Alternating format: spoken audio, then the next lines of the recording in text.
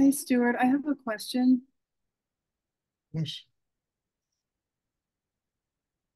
I've read your book again. It's incredibly dense and full of juicy insights. I absolutely love it. Um, so the one I was reading recently, October 29th, 2020, um,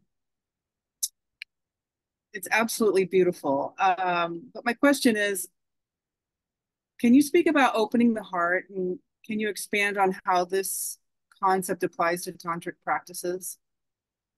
You have to repeat that. Can you speak about opening the heart and can you expand on how this concept applies to tantric practices?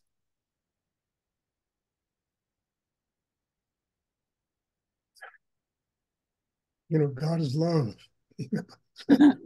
Well, I ask because the first three sentences of that page on that date was incredibly beautiful. If you want, I can read it. Yeah, read it. I don't The know. first three sentences. So, for people that lack internal development of a chakra system, the act of lovemaking can distort spiritual practice into a twisted hunger to satiate physical and emotional needs. If both parties give and receive unconditionally from each other, sexual intercourse becomes one of the most profound forms of meditation. It's not an act of exploitation or seduction, but one of mutual growth and inner well being. And sexual intercourse can be used to transform the human to the divine. That's beautiful, Stuart. Yeah, God, that's just, it takes my breath away. That's wonderful. it kind of explains itself, doesn't it? Yeah, yeah, it does. It explains itself. I hope everyone reads it. It's Look, I mean, one of the most important elements of life, oh, Allie, what happened to you? You I meant disappeared. to mute myself. Sorry. Yeah, one of the most important elements of life is the relationship that people have with each other. And, the most intimate point in any relationship of that nature is when two people make love to each other. And often the act of lovemaking becomes an act of, you know, it becomes a self-satisfied act, and there isn't that kind of profound connection that people can have if they truly live in a state of surrender. If they approach it by, opening to another human being in the depth of their soul and allowing spirit to truly connect them. So it becomes more than just kind of a garbage dump for tension, but sexual energy often is. It becomes something very pure, very extraordinary. And when it evolves into that, it activates the Kundalini force. Understand? Because what you have in that is the union of the male female principle. And every human being, be they man, woman, gay, this, that, lesbian, whatever it is, they all have male female principle inside them. And one of the reasons people are so messed up is those two energies never come together. There's never harmony.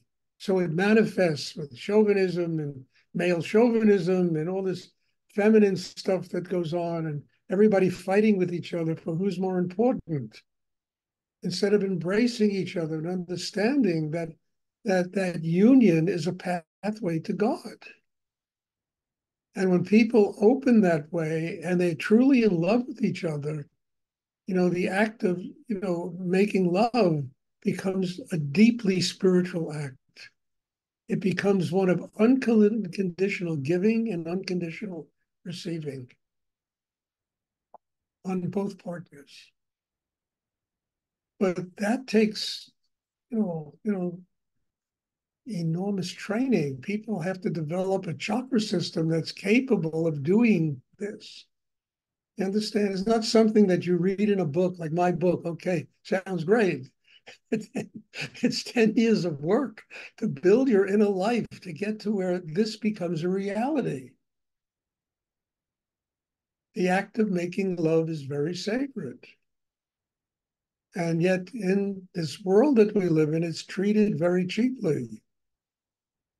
To sell things to people, pornography, this, that, whatever, it's very cheap the way it's treated in our world today. It's a very sacred act, one that can lead to enlightenment if people do it consciously. So that's basically, my whole book is about this. This is what I'm writing about. Tantra isn't, just eroticism, which most people make it out to be. Tantra is transformation, major, profound change inside a human being that enables the one to begin to allow the flow of spirit to move through them and ultimately to unify the male, female, the Shiva, Shakti, the yin, yang, in Kabbalism, it's Jehovah, Shekhinah. There's always the male. Look, in Christianity, which has a semblance of being the purest of them all. God made love to the Virgin Mary, it's extraordinary. And what came out of that, the Son of God, Christ, this is what it's all about. We learn how to unify that male-female principle, and it gives birth to a spiritual life, the Kundalini, which will rise and is the most powerful all the energies, that really is the pathway to God.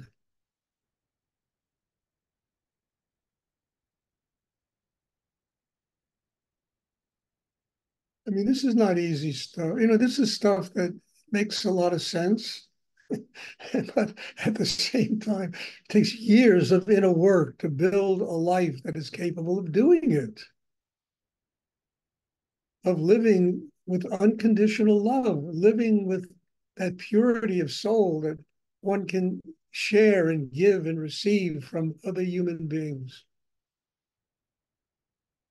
Instead of all the crap you read about in the media with people beating each other up and, raping people and all this madness that goes on in the world. It's just a satisfaction of the craziness inside a human being, the tension. So, incredibly acute that they use it to hurt other people.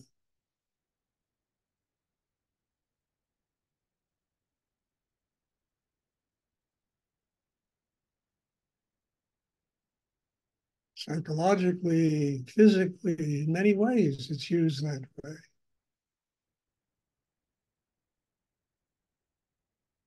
So, look, I don't know where that book came from. I honestly don't. All I know is it came through me. It's a miracle what's in that book. And I'm just very grateful to just be a vehicle through which you can read something like that. I mean that. It's very simple. I take no credit for this. It just, one day it was there. I said, holy shit, who wrote this? We're showing, painters like Van Gogh and these guys, they look at who painted this thing? Starry Night, my God, who painted this? I just think the way you write it just anyone can understand it. You don't have to be a practitioner and know all the Well, terms. That it's look, very Hallie, I simple. wrote it like that. I wanted it to be in a language that anybody could understand. I didn't want to have all this Sanskrit and all this, intellectual gobbledygook. That no, you have to have a Sanskrit dictionary next to you in order to begin to even, and then it's so mental. It's hard to retain. I wanted it to be in a language that goes right to the heart. In fact, all my books are like that. They go right to the heart. They're just in, very palpable, very pragmatic. They come right down to the earth. This one especially, it's very, that's how I wanted to write it. I didn't want it to be something that makes me into a great scholar. I'm not interested. I don't know. I understand 5 words in Sanskrit, And maybe they're even Hindi. I don't know what they are, you know.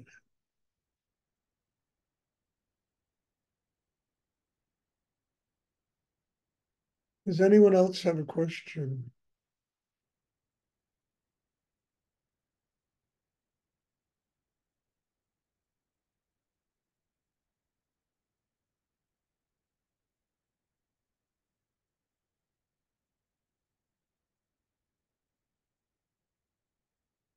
Okay, I've been announcing this. I'll announce it again, you know. I'm having a birthday retreat coming up, and it's filling up very fast. There are now 2 spaces open. So if you're thinking about it, you want to attend, stop thinking about it and make a decision. Either stop, you don't want to come or you do want to come. And if you do want to come, you know, take care of the responsibilities. But there are 2 places open now. I mean, it's filling up very fast. And I just want to announce this so that if you really are seriously interested in attending this thing and you haven't registered for it yet, you know, give Jennifer, send an email to Jennifer or myself, and we'll take care of it. Does anyone else have a question they would like? Great question, Ellie. Thank you. Anyone else have a question they would like to ask?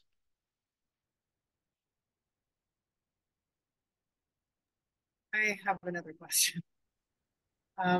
So I was just thinking, and maybe I shouldn't try to figure things out. You know how I always try to do that, but I've noticed that energy is more. I'm starting to feel it more. I'm noticing it. It's incredibly subtle, and so I'm trying to figure out how would I look at that. Are you? And here's a Sanskrit term, the nadis, which are the energetic pathways in the subtle body. Is this practice that we're doing, is it stretching the nadis? Are you clearing out the nadis? Look, you know, your breathing is essential to this. Yeah, that too. Understand? Because what you do, every time you inhale, you take in all of life. Every time you exhale, you let go of a part of yourself.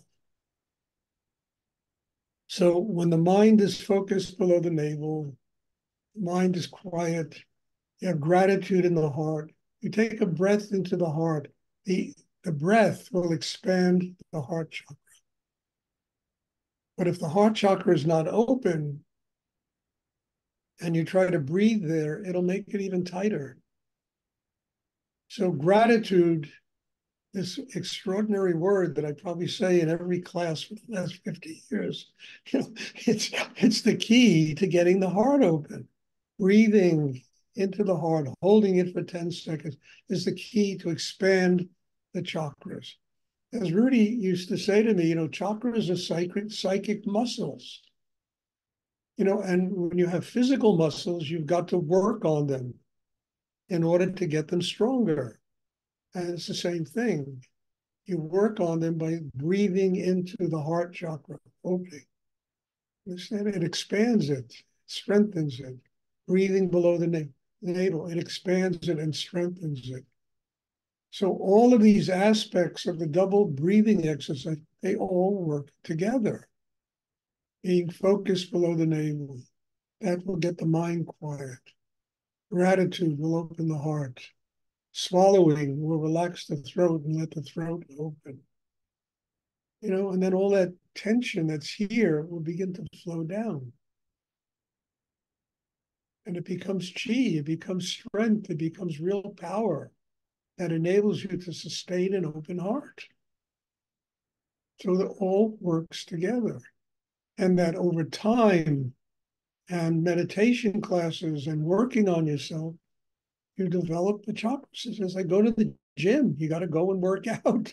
You know, I was in the gym today. You know, I go to the gym 3, 4 times a week because I know my physical body needs to get, you know, stronger that way. Needs to be used. So that's how it all works. And I ask also because when I do the double breath now in class, strange things are happening. And I understand I understand the result of maybe doing too much pranayama, breathing exercises. I've been there, I've done all that, but I'm not overdoing anything. I might do 1 to 3 during class, and I'm getting these energetic states that are. Ali, dear, you're doing just fine. Okay. So I guess. And if you weren't, I would tell you. Okay? Okay. All right. Thank you. You're welcome. Does anyone else have a question they would like?